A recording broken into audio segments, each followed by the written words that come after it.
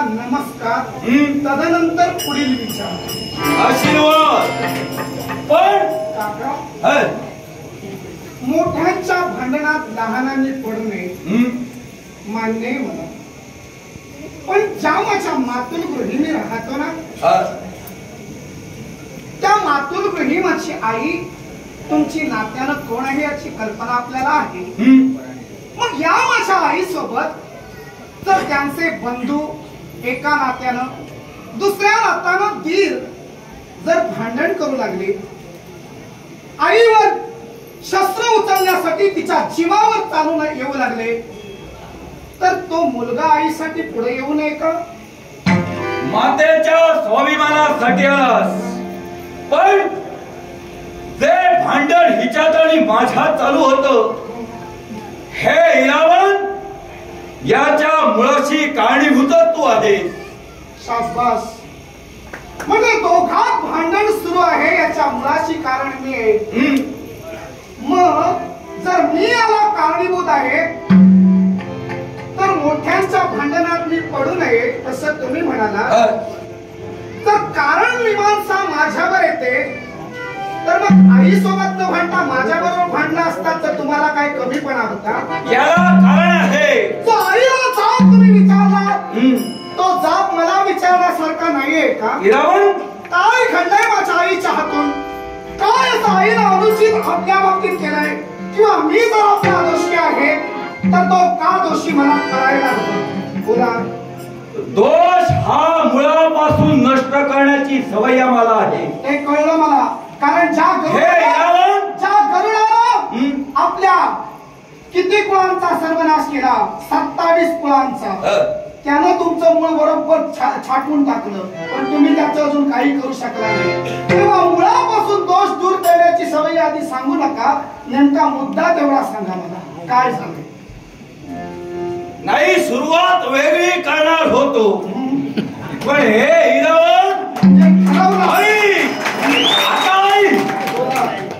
या नागकुळाच्या ठाई तू राहतोय, ही तुझ्या बापाची जागा नव्हे. आणि नागकुळाचे स्वामी हे नाग आहे. आता दाते आम्ही झालो. तू या ठिकाणी याचकाच्या भूमिकेत आहे. अर्थात याचकानं दात्याजवळ तोंड वर करून पाहू नये. तू ही जीवा चालवतो आहे. शब्द जरा जपून वापर, कारण ही तुझी माता, ही माझी आपतेष्ट आहे. पण मानवाच्या संकरापासून निर्माण झालेले आहे दूषित विचार. खबरदार, थोबाड फोडून दूषित संकर वगैरे अभद्र नीच शब्द बोलू नका. बोला. रागाला स्वच्छ शब्दानं माझ्या बरोबर हवं ते बोला. हे इरावण, तुला राग आला, पण तुझ्या बापाला मी दुसरं का दिली याच्या मुळाशी कारणही समजून घे. तुझी उपस्थिती इथं आम्हाला उपस्थित आहे. आमच्या हृदयाला घाव करते. याला कारण तुझ्या पित्यानं माझ्या मातेचा केलेला घात. त्या तुझ्या पित्याचा पुत्र तू आहे. हे मानवाचं रक्त पाहिलं तर म्हणजे हा तुमचा मुद्दा आहे. पहिल्यांदा तुम्ही काय म्हणाला? मी सध्या राहतो ती माझ्या बापाची जागा नव्हे. ठीक आहे. ऐरावत कुलोत्पन्न कौरव्य नाग हे माझ्या आईचे कोण? तुझ्या मातेचे पती. पिता. प पी आणि ता. शब्द बदलू नका. कोण आहात ती नाती लक्षात ठेवा. आधी नात्याला विसरायला शिकू नका. कौरव्य नाग हे पिता. मग माझे कोण? आजोबा. मग आजोबाच्या घरी नातवानं राहू नये. आजोबाच्या घरी नातवानं राहू नये. पहिल्या प्रश्नाला सोडवा. पुढचा प्रश्न सोडवताना तुम्हाला कसा बांधतो ते फक्त आजोबाच्या घरी नातवानं राहू नये असा प्रश्न प्रश्न तू मला करतोय, हो. प्रश्नाचं उत्तर आहे. काय उत्तर आहे? कारण ज्या ती ही माझी भगिनी म्हणाल, भगिनीच्या केवळ काकीचा शेवट ज्या शत्रूनं केला त्याचाच पुत्र तुझ्या बापाचं आणि माझ्या पित्याचं वैरत्व असताना, म्हणजे वैराच्या घरी तू अन्न खातोय, आजोबाच्या घरी राहिला एका दृष्टीने तू योग्य असशील, वैराच्या घरी अन्न खातोय हे मात्र चुकीचं आहे. माझी पितृदेवता तुमची वैरी कसं काय? कारण पूर्व इतिहास तुला जाणीव करून देतोय. मला बऱ्याच प्रकारे माझ्या आईनं वेळोवेळी पूर्ण इतिहास माझ्या वडिलांच्या बाबतीत आणि तुमच्या बाबतीत सांगितला आहे. पण मला कळायला हवं तुम्हाला काय माहित आहे, जेणेकरून हा इरामान आपला वैरी आहे म्हणून तुम्ही या वैराच्या फळाला नष्ट करायला पाहता. ऐकूया. अग्नी देवतेची इच्छा पूर्ण करण्यासाठी खांडव प्रस्थाची राख रांगोळी बरोबर अर्जुनाच्या सहाय्याने अग्नीनं केली. शाबास. मला सांग, त्या खांडव प्रस्थाच्या ठिकाणी कित्येक पशु पक्षी जनावर वास्तव्य करत होती. यांचा काही दोष होता का? अशा निर्दोष प्राण्यांचा तुझ्या पित्यानं घात केला आणि कोणत्या रीतीनं? काय झालं ते सांगा. आई, खांडव प्रस्थ माझ्या वडिलांनी अग्निनारायणाला जाण्यासाठी मदत केली. तुमचं काय झालं? तुमचं कुठं घोडं अडलं? तुम्हाला काय इजा झाली? माझे 99 बंधू आणि पिता तक्षक त्या अग्नीतून सुखरूप बाहेर पडले. अगोदरच गेले होते. अग्नी पेटायच्या अगोदर तुझा बाप आणि तुझे 99 भाऊ अगोदरच निघून गेलेले होते. मनात प्रश्न येऊ लागला, मी होतो की तू होता? शेवटी मी राहिलो. ऐक, मी होता की तू होता हे आता काकाच्या मुखातूनच मी ऐकवायला लागणार. माझ्या आईनं माझ्या पित्याने मला सर्व काही कथन केलं. मी मगा उद्गार काढले. आता बोला. नाही, मला बोलू दे, मी तेच म्हणतोय. बोलू दे म्हणजे बोलायचं असेल ते योग्य ते बोला. बराच कालावधी गेला त्यामुळे तुमच्या कदाचित स्मृतींना गंध चढला असेल म्हणून उलट बोलू नका. नेमकं काय ते सांगा. ऐका, बोला. शिल्लक राहिलेला हा अश्वस आहे आणि माझी माता त्या अग्नीच्या चक्रव्यूहात त्या खांडव वनात अडकले होते. पुत्राचं रक्षण व्हावं या सदिच्छेनं माझ्या मातेनं आपल्या मुखात मला पकडलं आणि त्या अग्नीच्या फेऱ्यातून बाहेर उडी मारण्यासाठी तत्पर होत होती. पण तुझ्या पित्यानं सोडलेला शर, त्या शराकरवी मातेचा अजर देह हा अग्नीच्या ठाई राहिला, खांडव वनाच्या आतमध्ये राहिला. ते मुख बाहेर पडलं, त्याच्या अंतर्यामी मी होतो. या आश्वासेनं देवेंद्रांनी वाचविलं. हे इरावण, मला सांग, ज्या मातेचा शेवट तुझ्या पित्यानं केला त्या तुझ्या पित्याचा पुत्र म्हणजे तू, या माझ्या नागलोकात मी तुला का अनुभव करावं? म्हणजे मी आपला वैरी. खांडव वनाच्या ठिकाणी तक्षक तुझे पिता आणि 100 तुम्ही भावंड आणि तुमची आई होती. मला आल्याला तुम्ही मला म्हणालात तुझ्या ही बापाची जागा नाही. मग खांडवन काय तुमच्या बापाचं होतं? ज्या खांडव वनात तुझी आई, तुझे पिता आणि तुम्ही 100 भाऊ राहत होता त्या खांडव वनावर तुझ्या बापाचा अधिकार होता का? खांडव वनावर त्या भूमीवर आमचा अधिकार नव्हता असं म्हणतोय. मग आई, तू तर्क केलास, आता मी करतोय. जर त्या खांडवनाच्या भूमीवर नागांचा अधिकार नव्हता तर त्या ठिकाणी उपस्थित असणारी माझी माता, ते निरपराध जीव यांच्या जीवितवावर अर्जुनाचा अधिकार होता. अरे, जर दुसऱ्याच्या जागेत राहून तुम्ही तुमची वहिवाट तयार करू लागला तर कुणीतरी तुम्हाला मारणारच. क्षत्रिय आई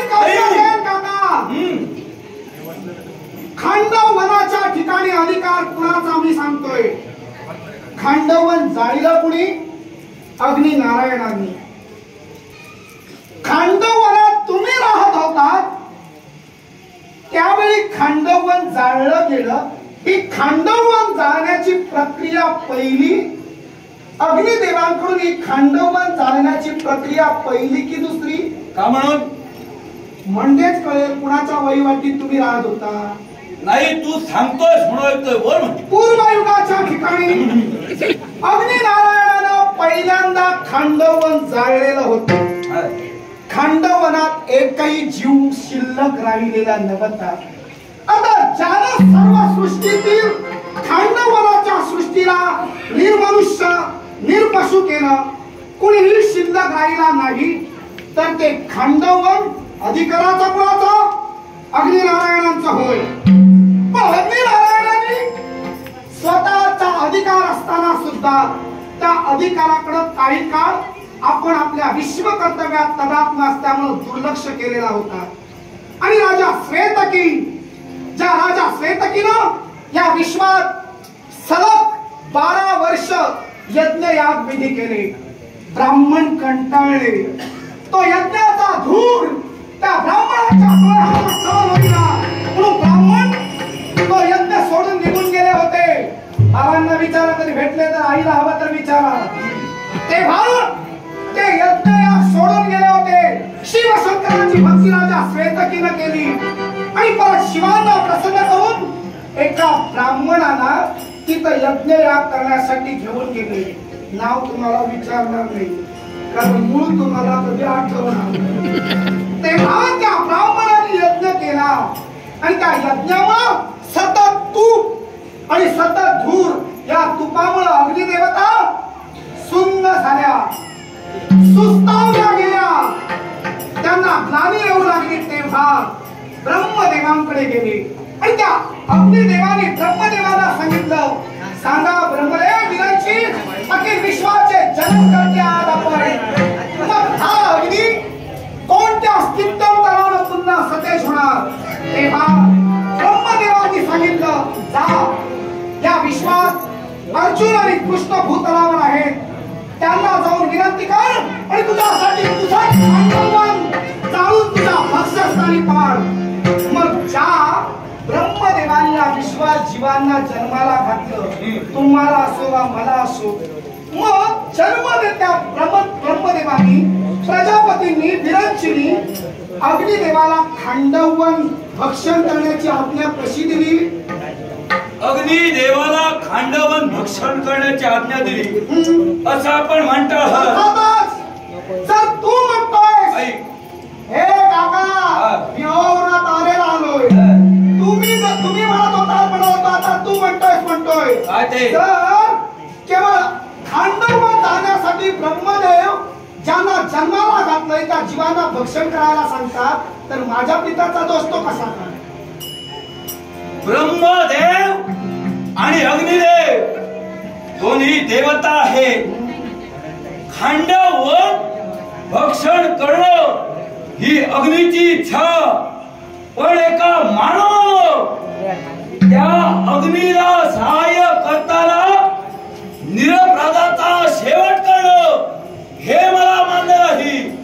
केवळ अर्जुनानं माझ्या मातेवर चालवलेला शर तो अजूनही माझ्या काळजाला घाला घालतोय, तेच मला मान्य नाही आणि तेच मी सांगतो. दोषी तुमची पितृदेवता आहे, याला दोषी तक्षक आहे, कारण ते खांडवन राक्षसांनी मिळून एकत्रित तयार केलेलं एक कुटील कारस्थान होतं. देवतांना पराभूत करण्याचा मानस त्यांचा होता आणि त्यासाठी